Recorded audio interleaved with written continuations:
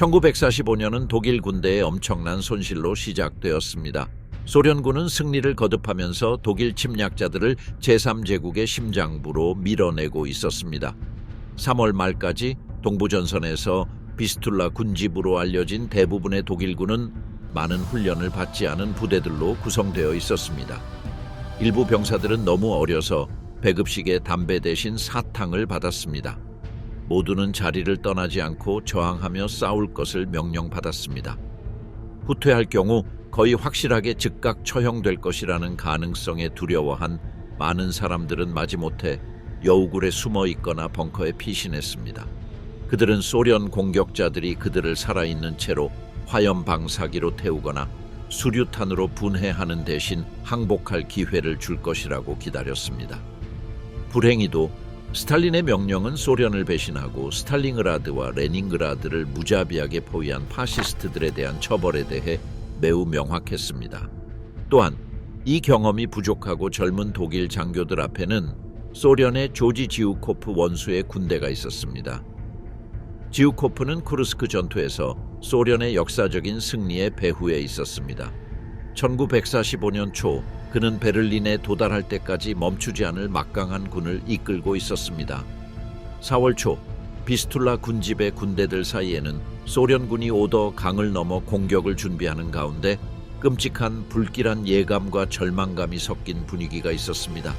그곳에서 오더 강과 나이세 강 전선에 걸쳐 군대들은 전선이 소련군이 지금까지 결집한 가장 큰 화력 집중으로 압도당할 것이라고 예상했습니다.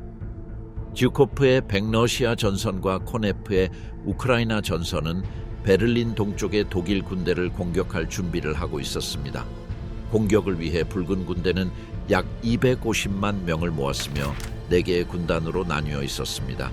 그들은 4만 1600개의 포병과 중형 박격포 그리고 6250개의 탱크와 자주포의 지원을 받았습니다. 하지만 그것이 전부가 아니었습니다. 1945년 4월 9일 동부 프로이센의 코에니 히스베르크가 소련군의 손에 떨어졌습니다. 이것은 콘스탄틴 로코소프스키 원수 휘하의 제2백러시아 전선이 오더강의 동쪽 강변으로 이동할 수 있게 했습니다. 4월 초에 2주 동안 소련군은 전쟁 중 가장 빠른 군대 재배치를 수행했습니다. 그들은 마지막 공격을 준비하고 있었습니다. 그 당시 붉은 군대와 독일군 모두 최선을 다해 싸우고 있었습니다. 독일군은 그것이 제3제국을 적어도 잠시 동안이라도 살릴 수 있는 마지막 기회였기 때문입니다. 소련군은 미국과 영국보다 먼저 베를린에 도달하려는 목표에 매우 가까워졌기 때문입니다. 스탈링그라드와 레닌그라드의 기억은 그들의 마음속에 깊이 남아 있었고 그래서 그들은 모든 나치 군인들에 대해 특별한 증오를 느꼈습니다. 곧 모든 독일군에게 항복하거나 포로가 되는 것은 선택지가 아니었으며 2가지 가능성 모두 확실한 죽음을 의미한다는 것이 명확해졌습니다. 하지만 소련군이 주코프를 가졌다면 비스툴라 군집은 제1차 세계대전의 베테랑인 고트하르트 하인리치가 이끌고 있었습니다. 하인리치는 1905년 19세였을 때부터 군사교육을 받았습니다. 그는 제1차 세계대전 중 동부 전선과 서부 전선에서 싸우며 훈장을 받았습니다. 후에 히틀러가 권력을 잡았을 때 하인리치는 처음에 대령으로 승진했으며 1918년에는 소장으로 승진했습니다. 하인리치가 주코프와 전투에서 처음 만난 것은 아니었습니다. 그들은 1943년 쿠르스크 전투에서 이미 힘을 겨뤘습니다. 독일군의 퇴각 중 하인리치는 히틀러의 명령에 따라 모든 것을 파괴하는 것을 거부한 것으로 유명해졌습니다. 이 불복종은 헤르만 괴링에 의해 강제로 휴가를 명령받는 처벌을 받았습니다. 그러나 1944년 8개월 만에 복귀한 하인리치는 다시 제3제국을 위해 싸우기 위해 소집되었으며 이번에는 실패가 허용되지 않았습니다. 패배에 가까움에 따라 독일군은 병사들이 첫 기회에 탈영하거나 항복할 것을 두려워할 이유가 충분했습니다. 비스툴라 군집은 하인리치 서명이 있는 명령을 내렸고 같은 지역에서 온 병사들은 서로 나누어져야 한다고 지시했습니다. 이는 병사들이 탈영한 외부인을 고발할 가능성이 더 높다고 믿었기 때문입니다. 1차 우크라이나 전선의 코네프 장군과 맞서 싸우고 있던 독일군 제4기갑군의 여러 지휘관들은 병사들이 항복 신호로 하얀 손수건을 사용하는 것을 막기 위해 그것들을 압수했습니다. 몇몇 경우에는 탈영을 시도하다가 붙잡힌 병사들이 아무것도 없는 땅에서 트렌치를 파도록 강요당했습니다. 많은 병사들이 숲속에 숨어서 보이지 않는 곳에서 항복하여 가족들이 히틀러의 명령에 따라 처벌받지 않기를 원했습니다. 독일의 중대 지휘관들은 병사들이 저항하도록 설득하기 위해 거의 모든 수단을 시도했습니다. 그러나 대부분의 젊은 신병들은 훈련이 부족하고 전선에 막 배치된 상태였기 때문에 쉽게 설득되지 않았습니다. 그들은 단지 살아남기를 원했습니다. 그리고 소련군이 전진할수록 살아남을 기회는 점점 더 줄어들었습니다. 세일로우 고지에서는 몇 번의 기관총 공격을 제외하고는 폭풍 전에 고요함이 있었습니다. 전선에서 돌아온 독일군 병사들은 무기를 점검하고 청소하며 먹고 씻었습니다.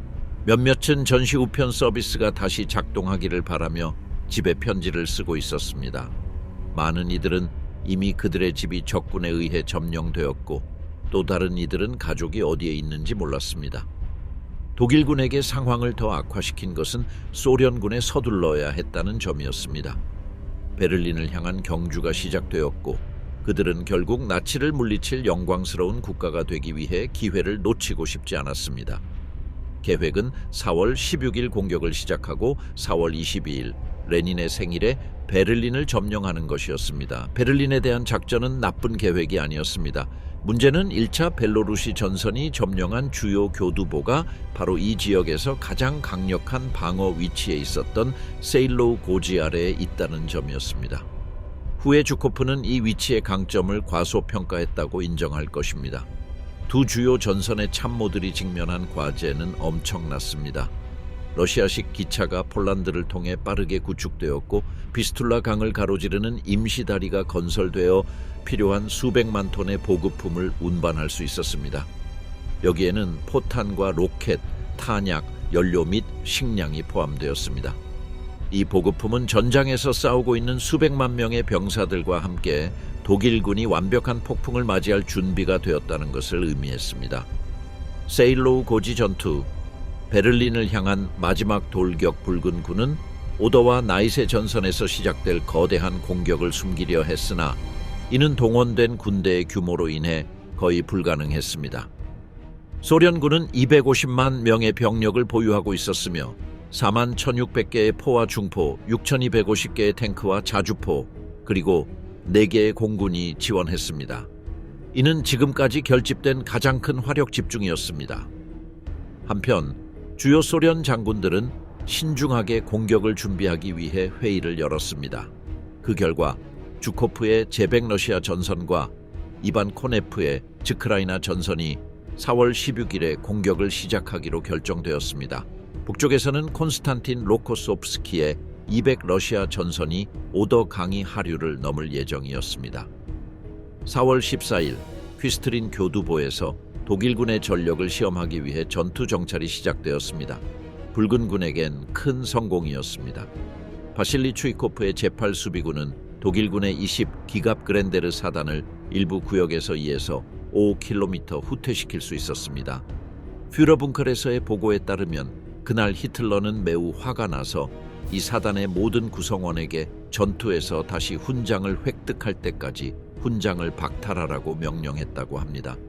교두보의 확장은 또한 군대의 집결을 용이하게 했습니다. 그날 밤 제1차 탱크 군단은 어둠 속에서 오더 강을 건너기 시작했습니다. 밤새도록 탱크, 포, 탄약을 실은 트럭과 군인들의 대열이 끊임없이 흐르고 있었습니다. 소련의 스피커에서 크게 울려 퍼지는 음악과 선전적인 호소가 탱크 엔진 소리를 가리려 했지만 독일군은 무슨 일이 일어나고 있는지 알고 있었습니다. 그들은 두려웠습니다. 4월 15일 내내 붉은 군대의 군인들은 독일군의 위치를 면밀히 살펴서 마지막 순간에 증원이 도착하거나 전략적 변화가 일어나지 않도록 확인했습니다. 큰 얼음 덩어리가 오더 강을 따라 떠다니고 있었고 부서진 철도 교각의 잔해에 가지와 풀들이 걸려 있었습니다. 동쪽 강변의 소나무 숲에서는 잘린 가지들이 수천 대의 장갑차와 포를 숨기고 있었습니다. 소련의 지휘관들은 자신들이 돌파할 수 있다는 데 의심하지 않았지만 미군과 영국군이 먼저 베를린에 도달할 가능성에 대해 극도로 긴장하고 있었습니다. 그런 시나리오는 단지 수치스러운 일이 아니라 더 나쁜 일이었습니다. 베를린은 정복의 권리와 고통의 권리 모두에서 소련의 것이었습니다. 모든 군 지휘관들은 그들의 최고 지휘관인 스탈린이 전선에서 좋은 소식을 기다리고 있다는 것을 경고받았습니다. 주코프, 코네프, 그리고 그들의 몇몇 가까운 동료들만이 베를린 작전의 전략이 먼저 도시를 포위하여 미군과 영국군이 그곳에 들어가지 못하도록 설계되었다는 사실을 알고 있었습니다. 그로스도이칠란트 경비연대의 한 장교는 자원병력을 이끄는 임무를 맡고 있었는데 많은 젊은 부하들이 국가사회주의를 위해 싸울 의지가 거의 없다는 사실을 깨달았습니다. 어떤 병사들은 부상을 당해야 야전병원으로 이송될 수 있다는 생각을 했습니다. 불복종으로 즉시 처형될 것에 대한 두려움이 그들을 그 자리에 고정시켰고 그들은 기계적인 훈련 아래에서 진정한 신념 없이 위치를 고수하고 있었습니다. 독일 군대 내에서의 낙담은 소련의 스피커가 붉은 군대의 위치에서 메시지를 전하기 시작하면서 분명해졌습니다. 상관들의 당혹감을 자아내며 많은 군인들이 소련군에게 질문을 외치며 적군 후방의 생활 조건에 대한 평소와 다른 관심을 보였습니다. 독일 군인들의 주요 관심사는 항복할 경우의 운명이었습니다. 그들은 자신들이 시베리아로 보내질 것인지, 그리고 소련군이 점령한 독일 지역에서 민간인들이 어떤 대우를 받고 있는지 알고 싶어 했습니다. 이러한 의문들은 그들이 방어하고 있다고 여겨진 대의에 대한 점차 커지는 회의감과 많은 이들에게 이미 지고 있는 전쟁에 대한 절망을 반영하고 있었습니다. 독일 군대의 중대 지휘관들은 부하들에게 계속 싸우라고 설득하기 위해 다양한 전략을 사용했습니다. 일부는 선전 활동을 통해 4월 14일 밤에 프랭클린 D. 루즈벨트가 사망했다는 사실을 알려주며 이는 미국의 전차 공격이 끝났음을 의미한다고 주장했습니다. 또한 서방 동맹국들과 소련의 관계가 매우 악화되어 영국과 미국이 독일과 동맹을 맺어 붉은 군대의 징역을 저지할 것이라고 설득하려 했습니다. 구벤 근처에 배치된 제39 보안사단의 예비군은 30일 1월 SS 사단의 일원들이 루즈벨트의 죽음을 프리드리히 대왕을 구한 기적과 연결지으며 다가온 것을 보고 놀랐습니다. 그들은 이 사건을 신의 징조로 제시하려 했지만 그들의 말은 군인들에게 영감을 주지 못했고 그들의 절망을 바꾸지도 못했습니다. 많은 부대에서 사기가 무너졌음에도 불구하고 일부 독일 전사들은 4월 20일 히틀러의 생일에 있을 대규모 방역에 대한 기대를 놓지 않았습니다. 기적의 무기가 전쟁의 흐름을 바꿀 것이라는 소문이 돌았고 이는 근거 없었지만 여전히 정권에 충성스러운 마지막 저항을 지탱하고 있었습니다. 분노와 원한에 사로잡힌 일부 장교들은 동부 전선에서 겪었던 끔찍한 경험들과 붉은 군대가 베를린에 도달했을 때의 끔찍한 결과들을 상기시키며 베테랑들의 전투 정신을 불러일으키기 위해 극단적인 전술을 사용했다. 한 고위 중위는 아내에게 보낸 편지에서 부대 내에 뿌리 내린 깊은 증오를 표현했다. 여기서 느껴지는 분노의 수준을 상상할 수 없을 거야. 우리는 반드시 계산을 할 것이다. 여성과 어린이를 강간한 그 무정한 자들이 지금까지 경험한 적 없는 일을 겪게 될 것이다. 그 짐승들의 잔인함은 믿을 수 없다. 우리는 성스러운 맹세를 했다. 우리 각자는 최소한 10명의 볼셰비키를 죽일 것이다. 신이 우리가 그것을 이루도록 힘을 주시길. 소련군의 징역에 대한 두려움은 장교들이 복수의 욕구를 군인들 사이에 불러일으키는 도구로 사용되었고 그들 중 많은 사람들이 이미 절망의 끝에 있었다. 잔인한 선전과 전투를 정당화할 무언가에 매달려야 할 절박한 필요성은 증오를 거의 잃어버린 전쟁에서 사기를 유지하기 위한 마지막 수단으로 만들었다. 레이트바인 전초기지에서 8군단의 부대장인 바실리 추이코프 장군은 오더브루크와 세일로고지의 정령을 한눈에 볼 수 있었다. 그러나 그는 자신과 함께 초기 폭격과 첫 공격을 지켜보겠다고 결심한 조지 즈코프 원수의 존재를 반기지 않았다. 추이코프는 불쾌해하며 자신의 참모인 메레즈코 대위를 보내 원수와 그의 수행원들을 위치로 안내하게 했다. 두 사령관 사이의 관계는 경쟁으로 얼룩져 있었다. 추이코프는 자신의 군대가 스탈링그라드에서 정당한 인정을 받지 못했다고 생각한 반면 주코프는 모든 영광을 가져갔다. 게다가 포즈난 점령이 지연된 것에 대한 주코프의 최근 발언은 추이코프를 격분하게 했으며 추이코프 역시 2월 베를린으로의 느린 공세를 비판한 바 있었다. 주코프의 호위대가 전조등을 켠 채 도착했을 때 먼 거리에서도 위치가 노출되면서 긴장은 더욱 고조되었다. 한편 오더부르흐의 참호에서는 소련 병사들이 임박한 공세를 준비하고 있었다. 뜨거운 수프와 보드카가 제공되었으며 전선 전화는 끊임없이 울렸고 전령들이 이리저리 뛰어다녔다.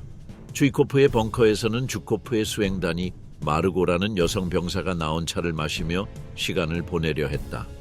기다림은 끝이 없을 것처럼 느껴졌다. 카자코프 장군은 킬로미터당 270문의 포를 포함하여 총 8,983문의 포병 장비를 배치했으며 대구경 곡사포 및 두려운 카투샤 로켓 발사기도 포함되었다. 700만 발의 포탄을 비축한 제1벨라루스 전선은 첫날에만 120만 발 이상의 포격을 가하며 공격을 시작했다. 엄청난 화력에도 불구하고 주코프는 공격의 난이도를 과소평가했고 베를린 이전의 마지막 거점에서 독일군이 여전히 강력한 저항을 할 것이라는 점을 간과하고 말았다. 주코프는 대규모 공세를 개시하기 전에 직접 전선을 점검하는 것을 선호했으며 지형을 직접 평가하는 것이 중요하다고 믿었다. 그러나 이번에는 상황의 긴박함 때문에 정찰 부대가 촬영한 영상에 주로 의존하게 되었다. 4월 15일 밤의 어둠 속에서 독일군의 대부분의 전방 부대는 예상된 러시아군의 폭격 직전에 두 번째 방어선으로 후퇴했다. 이 방어선에서 병사들은 깊이 참호를 팠다. 수십 개의 MG-42 기관총 진지는 공격해오는 보병을 저지하기 위해 새롭게 구축된 요새에 매설되었다. MG-42는 독일군 사이에서 가장 강력한 무기로 여겨졌으며 아마도 제2차 세계대전에서 최고의 기관총으로 평가되었다. 또한 몇 개의 MG-42 기관총만이 잘 배치되고 위장 및 보급이 충분하다면 5부터 6마일의 전선에서 적 연대를 몇 시간 동안 저지하는 것이 가능했다. MG-42 기관총 진지 외에도 다양한 대전차포 무기들이 배치되었는데 5cm 파크 38, 7.5cm 파크 40, 8.8cm 파크 43과 지상 및 공중 목표를 타격할 수 있는 치명적인 8.8cm 플라크 대공포가 포함되었다. 이 두 번째 방어선에서 독일군 병사들은 소련군이 도착하기를 기다리고 있었다. 제3군과 제9군 사이에 흩어져 있는 전선 전체에서 그들은 700대 미만의 전차와 자주포를 보유하고 있었다. 가장 강력한 부대인 제25 기갑사단은 단 79대의 차량을 보유하고 있었으며 가장 작은 부대는 겨우 2대만을 보유하고 있었다. 소련군의 주요 공격을 막아야 하는 부대는 카를 바이들링 장군이 지휘하는 저16 기갑군단이었다. 스매셔 칼이라는 별명으로 불리던 그는 이 지역에서 주 방어선이 돌파되는 것을 막아야 하는 거의 불가능한 임무를 부여받았다. 베를린 전투 전 마지막 전투는 1945년 4월 16일 새벽에 시작되었다. 독일 수도에서 불과 50km 동쪽 범람한 오데르 강 위로 붉은 조명탄이 밤하늘에 터지며 대규모 포격의 시작을 알렸다. 거의 1시간 동안 불과 연기의 폭풍이 독일군 전선을 뒤흔들었다. 수천 문의 대포, 박격포, 그리고 악명 높은 카투샤 로켓포의 굉음이 밤을 불과 폭발의 지옥으로 만들었다. 목격자들에 따르면 전쟁 동안 이처럼 강력한 포격은 한 번도 본 적이 없었다. 카자코프 장군이 지휘하는 포병 부대는 쉬지 않고 작전을 수행하며 맹렬한 공격 속도를 유지했다. 전 지역이 수만 번의 포격으로 인해 환하게 빛났다. 한 소련군 장교가 회상했다. 전투의 중심에서 제3충격군 포병 대대장 한 명은 포격의 영향을 다음과 같이 묘사했다. 귀를 찢는 듯한 폭음이 주변 모든 것을 흔들었다. 포병들은 이런 소리에 익숙하다고 생각할 수도 있지만 나조차도 귀마개를 끼고 싶었다. 고막이 터질 것 같은 느낌이었다. 소음이 너무도 압도적이어서 병사들은 압력으로 고막이 터지는 것을 방지하기 위해 입을 벌려야 한다는 것을 기억해야 했다. 첫 번째 폭격이 시작되자 일부 독일 신병들은 참호 속에서 깜짝 놀라 깨어나며 또 다른 모겐 컨서트, 즉 소련군의 새벽 괴롭힘 사격이라고 생각했다. 하지만 동부 전선의 베테랑들은 수년간의 전투 경험으로 터득한 란셀 인스팅트, 본능적 직감 덕분에 즉시 이것이 대공세의 시작임을 알아차렸다. 부사관들은 필사적으로 경고, 즉시 진지를 사수하라 라고 외치며 병사들에게 지시를 내렸다. 살아남은 이들은 평생 동안 가슴을 조이는 두려움과 입안의 마른 느낌을 기억할 것이었다. 그들은 혼잣말로 중얼거렸다. 이번엔 끝장이야. 폭격이 강타한 참호 속에서 살아남은 극소수의 병사들은 이를 지옥 또는 지진이라고 표현했다. 많은 이들이 폭발의 충격으로 완전히 청력을 잃었다. 몇 초 만에 내 동료 10명이 전부 사망했다. 제27 공수연대의 게르트 바그너는 이렇게 회상했다. 의식을 되찾았을 때 그는 연기 자욱한 포탄 구덩이 안에서 부상당한 채 누워 있었다. 그는 겨우겨우 몸을 끌고 후방 방어선까지 이동할 수 있었다. 하지만 대부분의 병사들은 그렇게 운이 좋지 않았다. 참호는 붕괴되었고 살아있는 병사들과 사망한 병사들 모두가 함께 매몰되었다.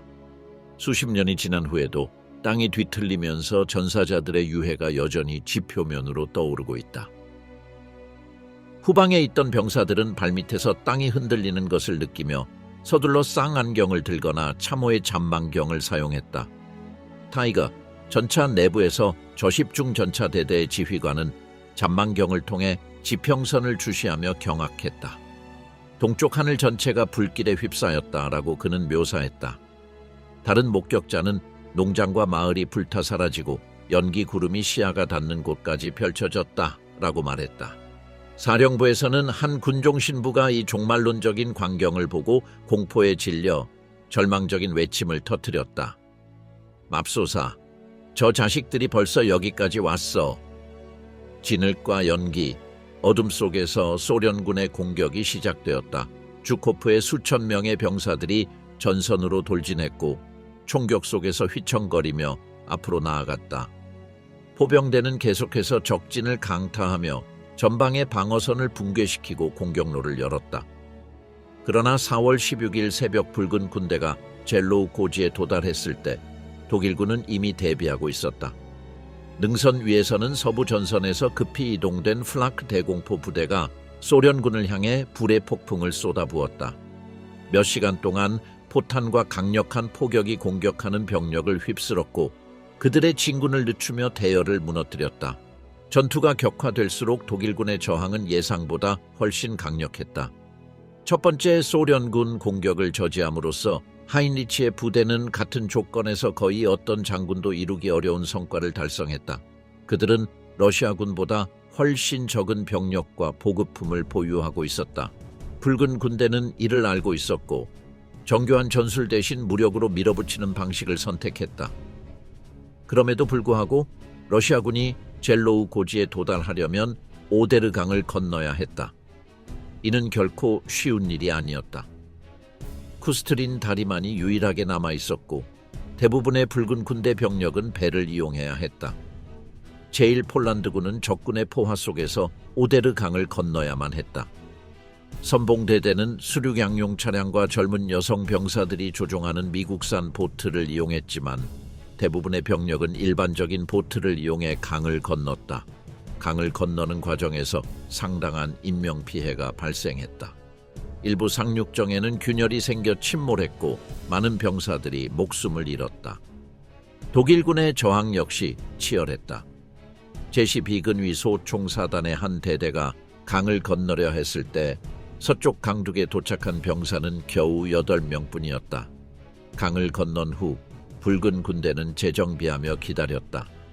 구름이 낀 하늘을 불꽃 신호탄이 밝히자 소련군 보병들은 땅에서 일어나 전진하기 시작했다.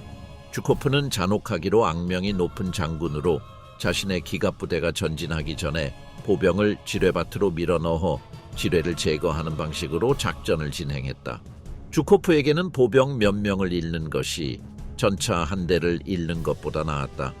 젊은 독일군 신병들과 훈련병들은 폭격과 서치라이트에 겁을 먹고 몸이 굳어버렸다. 오직 베테랑 병사들만이 사격 준비를 하고 있었지만 문제는 강이 짙은 안개와 폭발로 인해 발생한 연기 속에서 적을 식별하는 것이었다.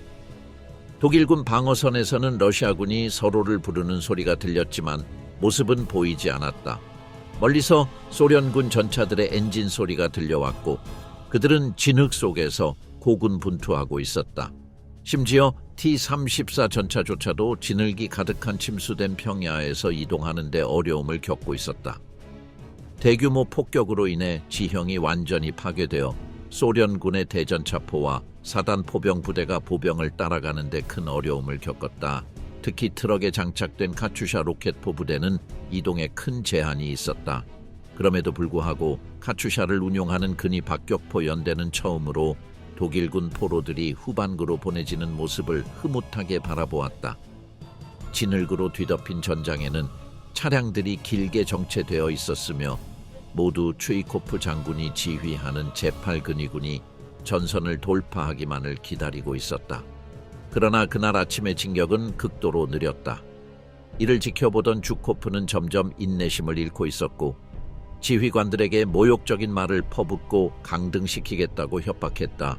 그는 참모진들 앞에서 추이코프 장군과 격렬한 논쟁을 벌였는데 이는 제8근위군이 오데르 강다리 아래의 절벽에서 교착 상태에 빠졌기 때문이었다. 전고가 되자 점점 더 절박해진 주코프는 다음 무선 통화에서 스탈린과 대면할 것을 두려워하며 작전 계획을 변경하기로 결정했다. 원래 전차 군단은 보병이 독일 방어선을 돌파하고 젤로우 고지에 도달할 때까지 대기해야 했지만 그는 더 이상 기다릴 수 없었다. 추이코프는 이로 인해 발생할 혼란을 예상하고 경악했지만 주코프는 단호했다. 오후 3시 그는 모스크바에 전화를 걸어 스탈린과 대화했다. 스탈린은 그의 보고를 듣고 적을 과소평가한 것에 대해 질책했지만 계획 변경을 수락했다. 그러나 모든 것은 결과에 달려 있었다. 만약 실패한다면 조국에서 그를 기다리는 것은 암울한 미래뿐이었다. 오후가 되자 카투코프는 제1근위 전차군을 이끌고 젤로우 방향으로 공격하라는 명령을 받았고 보그다노프의 제2근위 전차군은 노이하르덴베르크 방면으로 진격하라는 명령을 받았다. 그러나 너무 이른 전차 투입은 포병 사단이 요구했던 독일 방어진지 무력화를 위한 포병 지원이 지형 문제로 인해 따라가지 못하게 만들었다. 추이코프의 예상대로 수천 대의 장갑 차량이 교두보에 몰려들면서 혼란이 발생했다. 각 부대의 이동을 조율하는 것은 교통 담당 장교들에게 악몽이 되었다. 소련군의 우측 전선에서는 보그다노프의 전차들이 노이하르덴베르크에 배치된 88mm 대포와 소규모 펜저파우스트 부대의 맹렬한 방역으로 심각한 피해를 입었다. 좌측 전선의 카투코프 선봉대는 젤로우 남동쪽 도로에서 최악의 기습을 맞이했다. 그곳에서 소련군은 502 SS 중전차 대대의 타이거 전차들과 마주치면서 치열한 전차전이 벌어졌다. 소련 전차 부대는 깊은 참에 빠져 막대한 피해를 입었다. 결국 전차군 선봉대는 젤로우 고지 기슭에 도달하여 등반을 시작했다. 무거운 차량을 끌어올리는 과정에서 엔진이 굉음을 냈다. 일부 구간에서는 경사가 너무 가팔라 전차 지휘관들이 우회로를 찾아야 했다.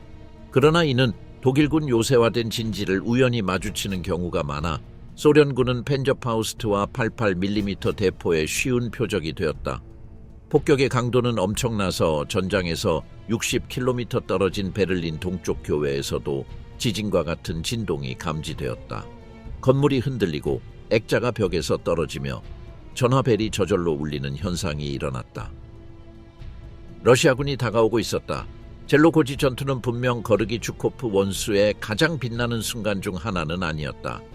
공격의 전략과 실행은 많은 아쉬움을 남겼지만 붉은 군대의 병사들과 장교들의 용기, 인내, 희생은 의심할 여지가 없었다. 그러나 이후 소련 선전이 이상화한 모습과는 달리 이 진정한 영웅주의는 고위 장교들과 정치 지도부의 냉담함을 누그러뜨리지 못했다. 이를 보여주는 증거는 지휘관들이 전사자 수를 언급하는 방식이었다. 소모된 성냥이 몇 개인가, 또는 무뎌진 연필이 몇 개인가, 같은 표현이 전사자의 숫자를 감추는 데 사용되었다. 독일 측에서는 고타르트 하인리치 장군, 비스툴라 집단군 사령관과 터도르 부세 장군이 극도로 불리한 조건 속에서도 소련군의 공세에 맞서기 위해 최선을 다했다. 전투에서 살아남은 병사들은 그들이 초기 폭격 직전에 가장 취약한 위치에서 병력을 철수시키라는 명령을 내렸다는 사실을 기억하며 감사함을 표한다. 이 조치 덕분에 수천 명의 목숨이 구해졌다. 그러나 독일군 내부에는 여전히 아돌프 히틀러에게 충성을 유지하는 장교들이 있었다. 4월 16일 밤 제5기갑군단 포병 책임자인 한스 오스카 벨러만 대령은 윈헨베르크 북서쪽 발트지버스도르프에 위치한 상관 헬무트 바이들링 장군을 방문했다. 그의 사령부는 희미한 촛불만이 밝혀주는 농가에 자리 잡고 있었다. 바이들링은 히틀러의 전쟁 지도력에 대한 신뢰를 완전히 잃었으며 이에 대한 불만을 거리낌 없이 표현했다. 벨러만은 다낭령으로 그를 지켜보며 충격을 받았다. 나는 깊은 절망감을 느꼈다. 그는 후일 회고했다. 우리의 강경한 단단한 바위 같은 사람이, 그렇게 용감하고 고집스러웠던 그가 최고 지도자에 대한 신념을 잃었다는 사실을 깨닫게 되었다. 그들의 대화는 갑작스러운 포격으로 인해 중단되었다. 얼마 지나지 않아 긴급한 보고가 도착했다. 그들의 방어선과 우익을 방어하던 SS 제11 기갑군단 사이에 균열이 발생했다. 동시에 좌익에서도 방어선이 붕괴되어 베를린 장군이 이끄는 제10 군단과의 연결이 위태로워졌다. 요제프 괴벨스가 말했던 붉은 군대의 징역을 막을 장벽은 빠르게 무너지고 있었고, 이는 동부전선에서 독일군 저항의 종말이 다가오고 있음을 의미했다. 그날 밤은 아마도 거르기 주코프의 군 경력에서 가장 어려운 밤 중 하나였을 것이다. 붉은 군대 전체가 젤로 고지를 주시고 있었을 뿐만 아니라 크렘린도 예의주시하고 있었다. 압도적인 병력과 화력 우위를 가지고 있었음에도 불구하고 소련군의 공격은 독일군 방어선을 완전히 돌파하는 데 실패했다. 이는 가장 중요한 전략적 목표였던 작전 6일차의 베를린 점령을 지연시키는 결과를 초래했다. 러시아군이 다가오고 있었다. 바실리 추이코프의 소총연대가 마침내 젤로우 외곽에 도달했고, 미하일 카투코프의 일부 전차들이 특정 구역에서 고지를 향해 접근했지만 징역 속도는 기대에 미치지 못했다. 이오시프 스탈린에게 있어 이러한 부분적인 성공은 결코 충분하지 않았다. 그날 오후 주코프와의 대화에서 겉으로는 침착한 태도를 유지했지만 자정 무렵 주코프가 무선을 통해 아직 고지를 확보하지 못했다고 보고하자 그의 반응은 급격히 변했다. 스탈린은 즉각 분노했다. 그는 단순히 상황을 받아들일 수 없다고 여긴 것이 아니라 주코프가 스탑카 소련군 최고사령부의 원래 계획에서 벗어난 것에 대해 직접적인 책임을 물었다. 날카로운 목소리로 그는 질문을 던졌는데 그것은 질문이라기보다 명령에 가까웠다.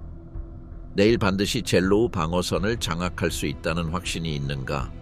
내일 4월 17일 해가 지기 전까지. 주코프는 침착함을 유지하려 애쓰며 답했다. 우리는 젤로우 고지 방어선을 돌파할 것입니다. 적이 거기에 병력을 더 집중할수록 우리는 베를린으로 진격하기가 더 쉬워질 것입니다.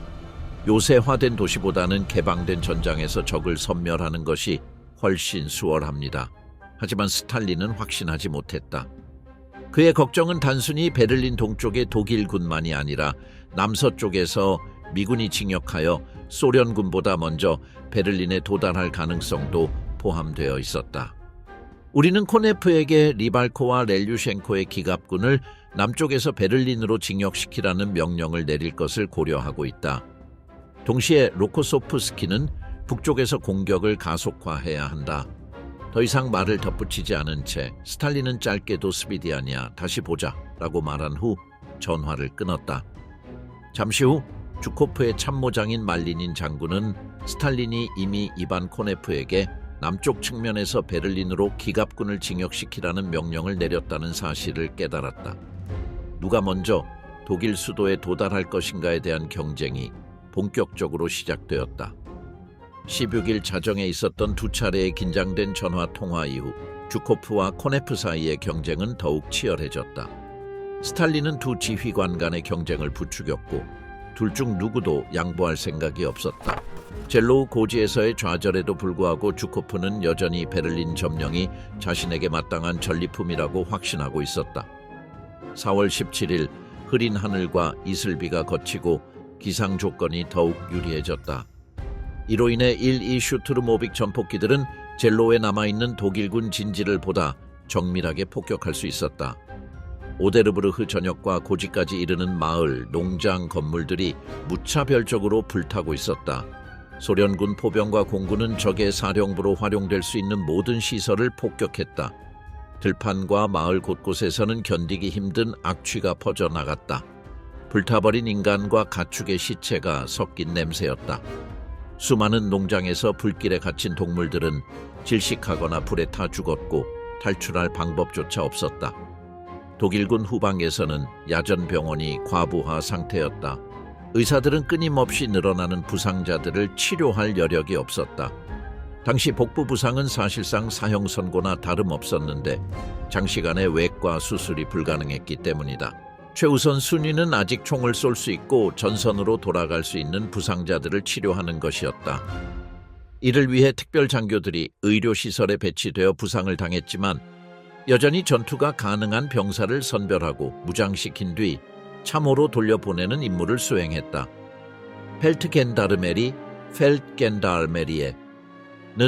후방에서 도망치는 병사들을 색출하기 위해 즉석 검문소를 설치했다. 여기에는 전투가 가능한 병사뿐만 아니라 가벼운 부상을 입어도 다시 전선에 투입될 수 있는 병사들도 포함되었다. 이들은 일정 수 이상의 병사들을 모으면 즉석에서 임시부대를 편성한 후 다시 최전선으로 돌려보냈다. 이들은 사슬에 묶인 개 체인도그라는 별명으로 불렸으며 병사들 사이에서는 헬덴클라우엔, 영웅의 발톱이라는 조롱 섞인 별칭으로도 알려져 있었다. 이들은 전투에는 직접 참여하지 않았지만 탈영하는 병사들을 끝까지 잡아들이는 역할을 맡았다. 이들의 가혹한 원칙은 때때로 부대 복귀를 시도하는 병사들까지 체포하는 결과를 낳았다. 이들은 결국 같은 탈영병이나 히틀러 유겐트, 나치 독일 청소년단 출신의 10대 병사들로 구성된 부대에 배속되었다. 일부 병사들은 겨우 15에서 16세에 불과했다. 그들에게 적절한 장비를 지급할 여력이 없었기 때문에 크기가 작은 헬멧이 제작되었지만 그마저도 모든 병사들에게 지급되지는 못했다. 가장 어린 병사들은 창백한 얼굴로 지나치게 큰 헬멧을 쓰고 있었고 헬멧은 귀 위까지 내려와 그들의 얼굴이 거의 보이지 않을 정도였다. 어느 날 소련군 제3충격군, 3충격군 공병대대가 지뢰밭을 제거하던 중 한 무리의 독일 병사들이 참회서 나와 항복하려 했다. 바로 그 순간 인근 벙커에서 긴 코트를 입고 모자를 쓴 소년 한 명이 모습을 드러냈다. 그는 기관 단총을 난사했지만 내가 쓰러지지 않자 무기를 떨어뜨리고 울음을 터뜨리며 절박하게 외쳤다. 히틀러 카푸트, 히틀러 카푸티, 스탈린굿, 스타린구티 라고 수랴니시빌리 술자니시빌리. 대위는 회상했다. 나는 웃음을 참을 수 없었고 그의 얼굴을 한 대만 때렸다. 가엾은 아이들, 정말 안쓰러웠다. 히틀러 유겐트 중에서도 가장 광적인 병사들은 동부 전선에서 붉은 군대에 의해 가족과 집을 잃은 사람들이었다. 그들에게 유일한 명예로운 선택지는 적군을 최대한 많이 죽이며 전사하는 것뿐이었다. 증오와 복수심이 그들을 전장으로 내몰았다. 소련군의 끊임없는 압박에도 불구하고 독일군의 전투력은 아직 완전히 무너지지 않았다. 이는 주코프와 그의 병사들이 혹독한 대가를 치르며 깨닫게 된 사실이었다. 4월 17일 대규모 포격과 공습이 끝난 후 카투콥과 보그다노프 기갑군이 최종 돌파를 시도하며 대규모 공격을 개시했다. 그러나 전진은 마셜이 스탈린에게 장담했던 성과를 내지 못했다. 독일 방어군은 전략적인 위치에 참호를 파고 치열한 저항을 펼쳤습니다. 소련의 장갑차에 대해 매우 효과적으로 사용된 88mm 대공포와 항공기가 장착된 보병은 공격하는 군에게 큰 피해를 입혔습니다. 많은 소련 탱크는 목표에 도달하기 전에 정지되었으며 이는 세로우고지의 전투가 아직 해결되지 않았음을 보여줍니다. 4월 17일 베를린의 정부 지역에서는 불확실성이 지배적이었습니다. 누구도 애국적인 열정으로 가득 찬 선언서를 작성하거나 처형에 대한 새로운 위협을 제시하는 것 외에는 구체적인 계획이 없었습니다. 그날 발행된 명령 중에서 하인리히 힘러는 모든 군 지휘관들에게 독일의 어떤 도시도 싸우지 않고 항복할 수 없다는 점을 강조하는 발표를 보냈습니다. 모든 마을과 도시, 그 크기에 관계없이 사용할 수 있는 모든 자원을 동원하여 방어해야 한다. 이 나라에 대한 성스러운 의무를 지키지 않은 독일인은 자신의 명예와 생명을 잃을 것이다. 하지만 전선에서의 현실은 정권의 수사와 매우 달랐습니다. 포병은 거의 탄약이 없었고 많은 탱크는 연료 부족으로 버려졌으며 군인들은 굶주림과 피로에 시달리고 있었습니다. 베를린에서는 전면적인 저항이 명령되었지만 실제로 방어를 지속할 능력은 빠르게 무너지기 시작했습니다. 임박한 파괴 앞에서도 나치 정권의 관료주의는 변함없었으며 붕괴 현실에 대한 적응이 전혀 없었습니다. 그 좋은 예는 베를린으로 향하는 주요 도로 중 하나인 라이히슈트라세 원 남쪽에 위치한 작은 마을 월터스톱에서 발생했습니다. 그날 도시에서는 소련의 징역을 피하는 절박한 난민들의 대거 유입에 의해 혼잡해졌습니다. 비상 상황에도 불구하고 지역 당국은 대피에 대한 엄격한 제한을 계속 적용하고 있었습니다. 실업자나 볼크슈트름에 적합하지 않은 사람으로 간주되는 사람만이 해당 지역을 떠날 수 있었으며 그들은 다른 도시에서 수용처가 있다는 공식 문서가 있어야만 떠날 수 있었습니다. 또한 모든 신청서는 크레이삽 슈니츠라이터, 나치 지구의 책임자의 승인을 받아야 하므로 탈출할 가능성이 더 어려워졌습니다. 하지만 국민들의 태도는 정권이 기대했던 광신적인 태도와는 거리가 멀었습니다. 지역 저항은 약하고 동기가 부족했습니다. 사실 경험이 부족하고 잘못 무장한 볼크슈트름 비상대대는 자원군의 직무를 면제해 줄 것을 요청했으며 이미 잃어버린 전쟁에서 싸울 의지가 부족함을 드러냈습니다. 코네프의 군대는 빠르게 진격하며 이미 조센의 OKH와 OKW 본부에서 남서쪽으로 80km 미만 거리에 있었습니다. 하지만 사기갑군이나 센터 군단은 소련의 3사기갑군이 스프리강을 건넌 규모나 그들을 막을 수 있는 예비군의 부족을 보고하지 않았습니다. 그동안 독일의 고위군 지휘부는 여전히 세로우고지에서의 전투에 집중하고 있었습니다. 소련의 압박에 맞서 하인리치 장군은 그의 군단의 마지막 예비군을 배치할 것을 명령했습니다. SS 제3기갑군단 게르마니시은 극단적인 상황에서 싸우고 있는 부세 장군의 제구군을 지원하기 위해 보내졌습니다.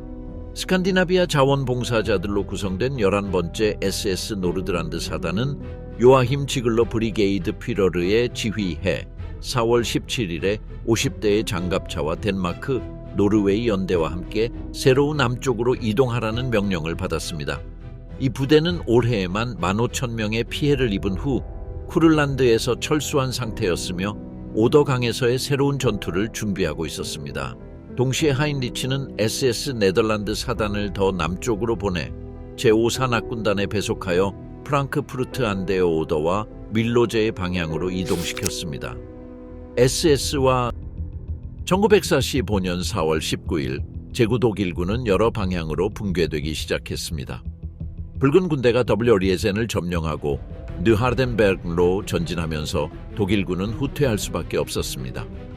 제101 군단은 에버스발데로 향했고 저기갑군은 베를린으로 후퇴했으며 제11기갑 SS 사단은 피르스텐발데로 이동했습니다. 쿨마르크 사단은 겨우 판서탱크 12대만 남겨두었습니다. 같은 날 소련의 제1기갑군과 제8기갑군은 세로우에서 라이크스트라세이를 따라 뮌체베르크로 향해 전진했습니다. 전날 재편성된 제9공수사단의 자녀 부대는 다시 공포에 질려 도망쳤으며 러시아군이 온다고 외쳤습니다. 드디어 전선에 도달한 SS 노르드란드 사단은 일부 공수부대를 재편성하여 초기에 성공적인 반격을 이끌어냈습니다. 그러나 후퇴는 곧 혼란으로 변했으며 독일군과 민간인들이 섞여 혼란스러운 대열을 형성하며 장교들은 고함과 위협으로 질서를 유지하려 했습니다. 도로를 따라 펠트겐다르메리와 SS 부대는 도망병으로 의심되는 자들을 아무 기록 없이 처형했으며 일부는 나무에 매달아 처형했다. 히틀러 청소년단도 이 잔인한 억압의 예외는 아니었다. 1945년 양만에서 2만 5천 명의 독일 군인이 비겁함으로 처형된 것으로 추정된다. 아이러니하게도 SS가 도망병을 처벌하는 동안 그들의 일부 부대는 소련 전선에서 멀리 떨어진 덴마크와의 국경인 슐레스비히 홀슈타인으로 퇴각하라는 명령을 받았다. 그러나 그들은 같은 날 제2 영국군이 엘베강에 도달하며 제3제국의 운명을 더욱 확정지었다는 사실을 몰랐다. 1945년 4월 19일 맑은 하늘이 밝아오면서 소련 공군은 전장에서 정밀한 작전을 펼칠 수 있었다. 슈르모빅이 공격할 때마다 군인들과 민간인들은 맞지 않기 위해 도랑으로 뛰어들었다. 인근 마을에서는 여성들과 소녀들이 소련군의 접근에 두려워하며 독일 군인들에게 자신들을 데려가 달라고 애원했다. 그동안 전선에서의 상황은 빠르게 무너지기 시작했다. 10군단의 남은 부대들은 베르나우로 혼란스럽게 퇴각했으며 그들의 3분의 4는 이미 전투에서 손실되었다. 피곤하고 굶주린 군인들은 거의 서 있을 힘이 없었고 많은 이들이 쉬는 동안 깊은 잠에 빠지며 그들은 자신의 장교들에게 발로 깨워졌다. 통신은 전혀 없었고 전파와 야전 전화는 버려졌으며 방어선은 거의 알아볼 수 없었고 장교들이 지친 병사들을 재편성하려는 필사적인 시도에도 불구하고 상황은 나아지지 않았다. 오델에서의 붕괴를 직시한 에이차인리치 장군은 발티케와 호헨졸른 운하 사이의 마지막 방어선에 집중했다. 한편 본 만트펠은 정찰 비행기로 해당 지역을 비행하며 소련의 준비 상태를 분명히 확인할 수 있었다. 그날 밤 마르샬 로코소프스키는 스탈린에게 그의 공격이 4월 20일 새벽에 시작될 것이라고 보고하며 강렬한 폭격이 예고되었다고 전했다. 처음에 스탈린은 로코소프스키가 이끄는 제2벨로루시 전선의 중요성을 과소평가했으나 베를린을 점령해야 한다는 긴박함이 그를 바꿔놓았고 그는 다즈딕과 비스와에서 막 도착한 병력들이 전개를 가속화하여 제국의 수도를 둘러싸는 전선에서 그들을 배치하도록 압박을 가했다. 붉은 군대의 베를린 도착으로 인한 혼란, 히틀러의 명령은 명확했다. 어떤 대가를 치르더라도 버텨라. 아홉군은 모든 기동의 자유를 잃었고 그 파괴는 불가피했다.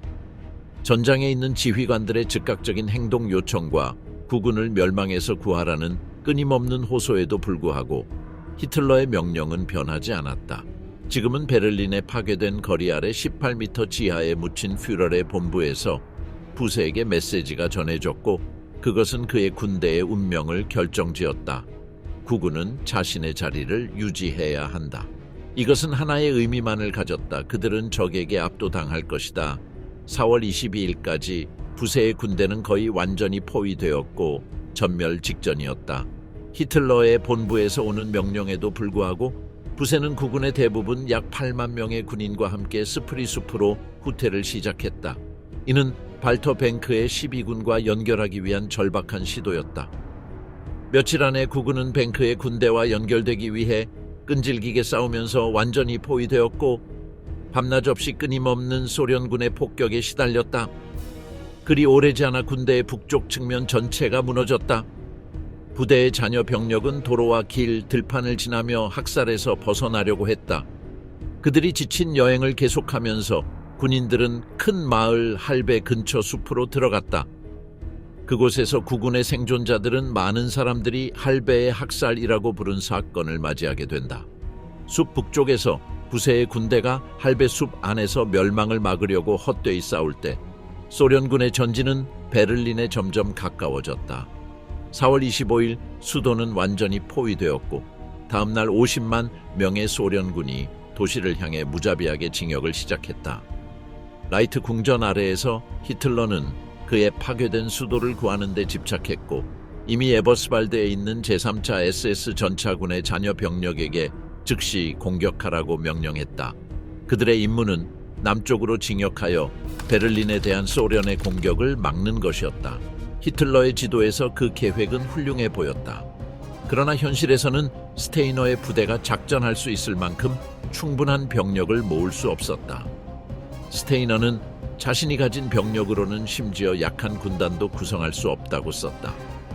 게다가 그는 자신의 공격이 어떤 지원도 받지 못할 것임을 잘 알고 있었다. 9군은 완전히 포위되었고 12군은 사실상 존재하지 않았다. 히틀러의 증원군은 5,000명 이하의 공군과 히틀러 청년단 병력으로 구성되었으며 이들은 모두 가벼운 무기만을 가지고 있었다. 도시는 이미 운명지어졌다. 그 다음 주 동안 베를린 전투는 지옥이 되었다. 나의 명예는 나의 충성심이라는 신조에 충실한 SS 병사들은 히틀러 청년단, 공군, 육군 병력, 그리고 여러 도시 파라밀리터리 부대와 함께 치열하게 싸웠다. 이 광신적인 병사들에게는 죽을 때까지 싸울 것을 명령받았고 탈영하거나 의무를 회피한 병사는 하인리히 힘렐의 개인 경호 대대에 의해 즉시 처형되고 가까운 가로등 기둥에 매달렸다. 그럼에도 불구하고 전쟁의 마지막 날들에도 육군과 SS는 여전히 효과적이고 강력하며 냉혹한 전쟁 기계임을 증명했다. 물자와 무기가 부족했음에도 불구하고 그들은 몇 차례의 소련군 공격을 일시적으로 막을 수 있었다. 제3제국의 마지막 날들 동안 히틀러는 광적인 공격이 여전히 승리를 가져올 수 있다는 생각에 집착했다. 일부 지역에서 그의 극단적인 저항 전략은 소련군을 지연시키는 데 성공했지만 그 대가는 남성과 자원에서 파괴적인 손실이었다. 그럼에도 불구하고 베를린 주변에서 벌어진 격렬한 전투들은 붉은 군대의 징역을 늦추었고 많은 소련군과 장갑차들을 임모빌라이즈드 했다. 또한 이 저항은 붉은 군대의 대부분이 발트해에 도달하지 못하게 했고 독일인들은 이것이 유보트 잠수함 훈련 프로그램에 심각한 영향을 미칠 것이라고 믿었다. 발트해는 전쟁 내내 북부군 그룹으로의 중요한 보급 경로였으며 이 중요한 혈관이 없으면 독일의 작전은 심각한 영향을 받았을 것이다. 히틀러는 병력이 전선을 유지하고 다른 동부 전선 지역이 안정될 때까지 소모전을 벌이는 것이 필수적임을 분명히 했다. 베를린 동쪽에서의 전투는 독일군에게 중요한 방어 작전이었다. 각 병사는 가능한 모든 땅을 확보하고 마지막 숨을 쉴 때까지 싸워야 한다는 중요성을 인식하고 있었다.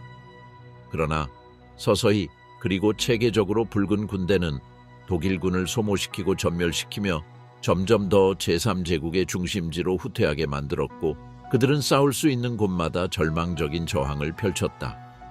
독일의 마지막 군대가 결국 러시아와 발트 지역에서 추방당했을 때 붉은 군대는 자신을 파시즘의 정복자로 선언했다. 이제 그들의 다음 임무는 독일을 침투하여 베를린을 점령하는 것이었다.